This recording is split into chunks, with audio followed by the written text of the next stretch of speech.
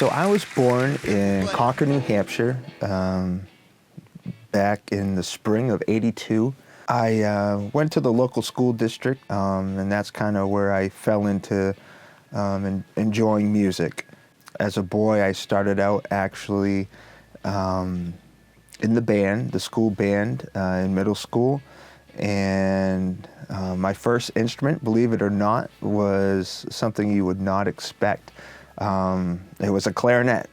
I wanted to play the saxophone so bad in 5th grade, but I was not allowed to because there were too many kids that signed up for it.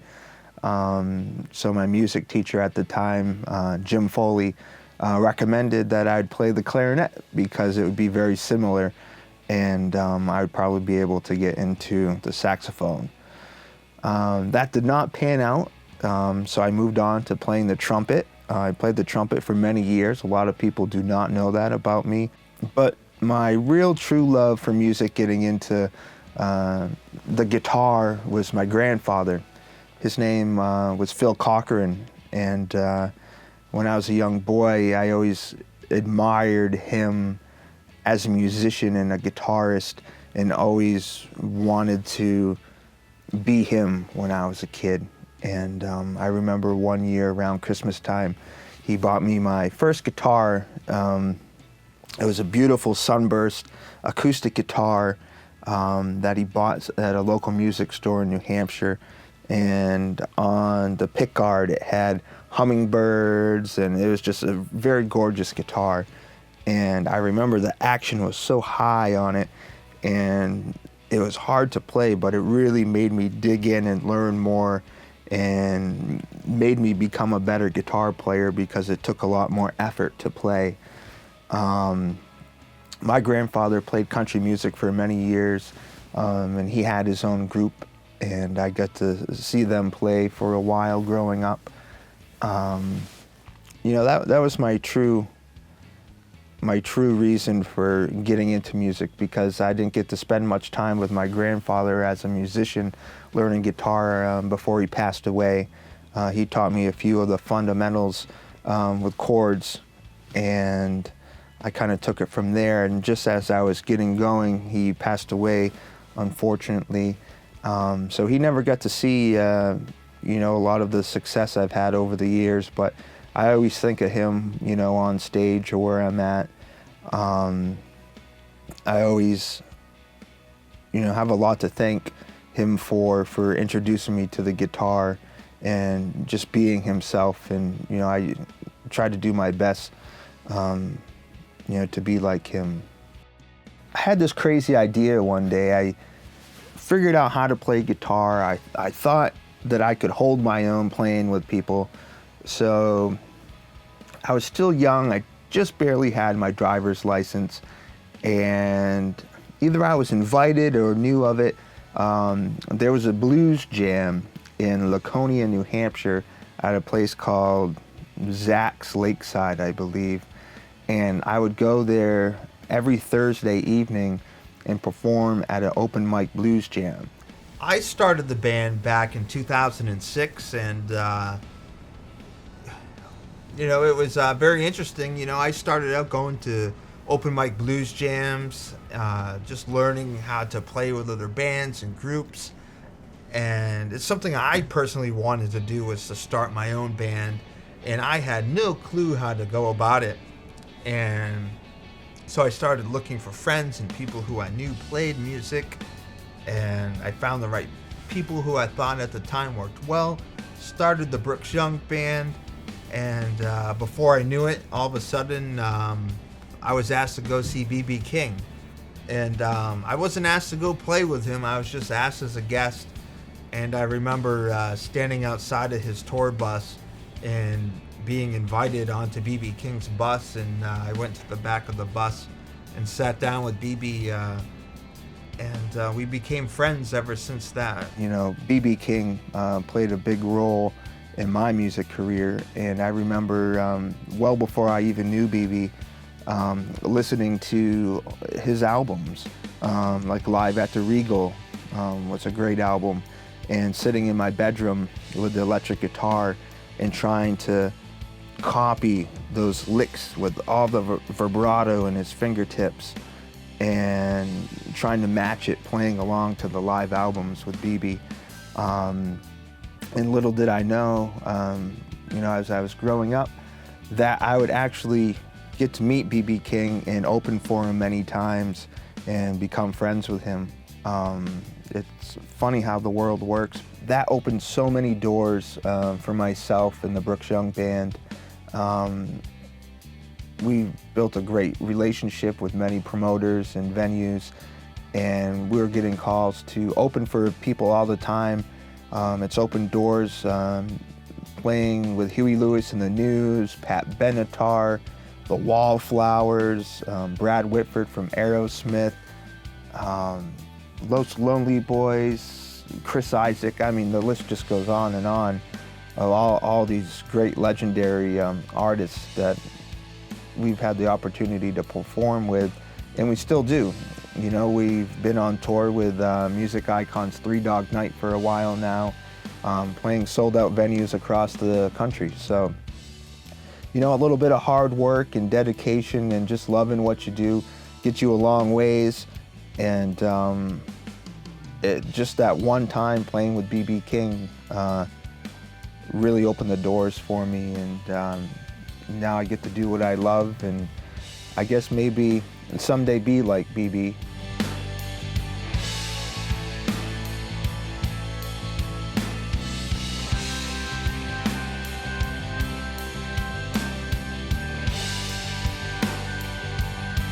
One of my favorite parts is after shows. Usually we go out into the lobbies and meet with a lot of the fans.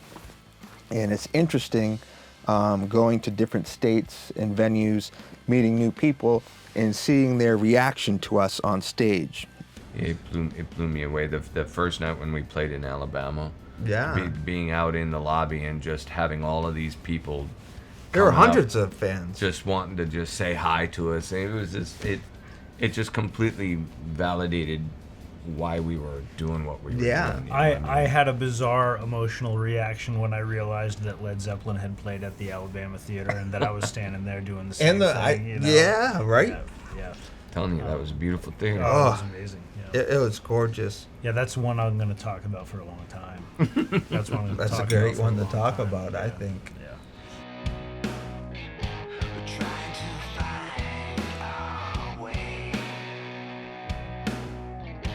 When I'm writing music, I try to think of current situations that are either going on in my life or maybe one of the band members' lives, or even current events. I find myself writing a lot, sometimes too, just fictional stories, writing songs with a storyline that involve people you don't even know, or some type of situation, or maybe you passed somebody on the street or you saw something. When I sit down, mostly, I never sit down to write a song unless I really need to write an album and it's quickly approaching a deadline. I usually like to write when I'm feeling inspired or something comes to mind. I wrote this song, We Were Young, recently. It's on the What the Night Knows EP. And that was a real easy song for me to write. I remember, I think I was moving at the time, and I was in the bedroom surrounded by boxes, and I had my Martin guitar and a beer and a pad of paper. And it just came to mind, and I was playing the chords, E and A, and which are, common, and it made me think of all the times I've moved before in my life and where I'm at now, and just remembering back on the days when I was young, and we were young. It's one of my favorite songs to play live. How's it going?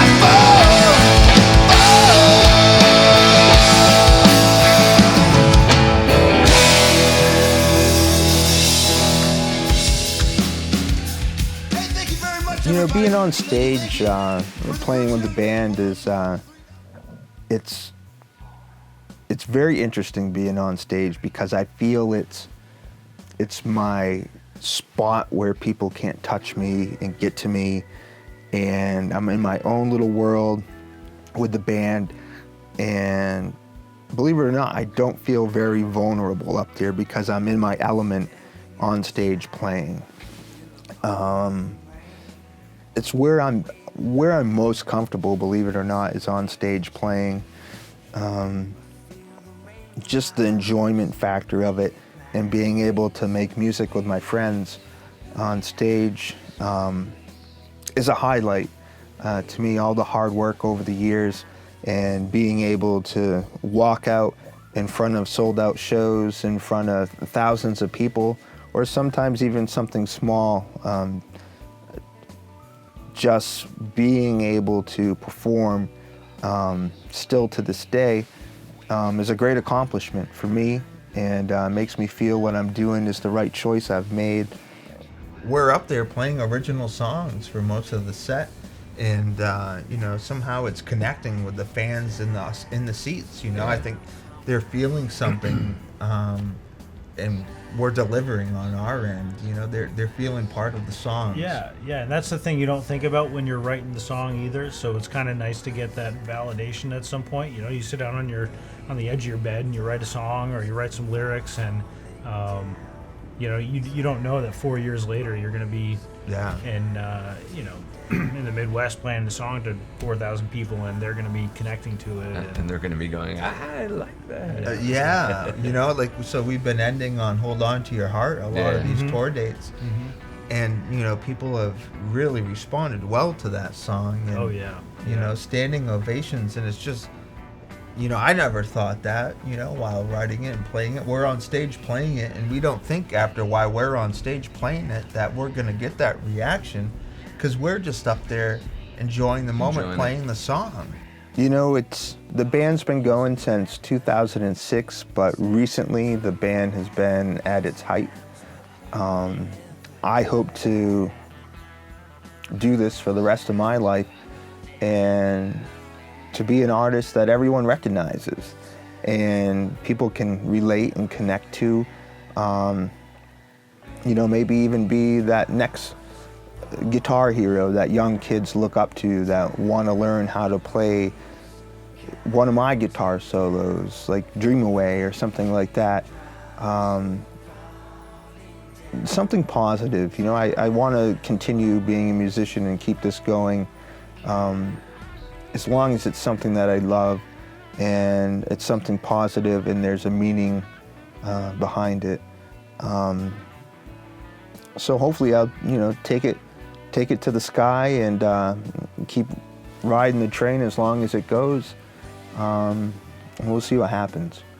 It's been phenomenal, and I think the year to come is going to be even better. Things only seem to get better. That's year right. by year and day by day, and just appreciate what we have and enjoy the ride.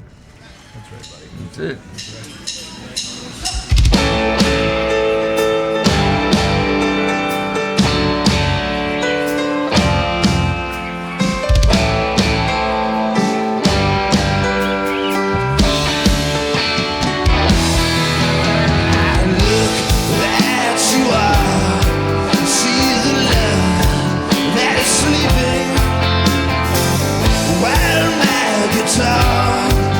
Gently weaves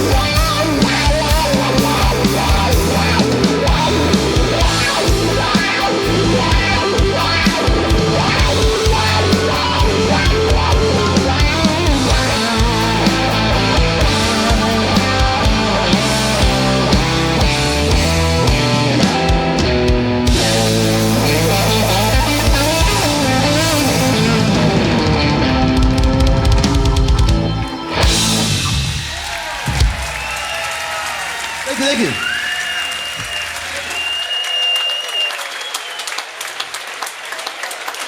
Thank you so much.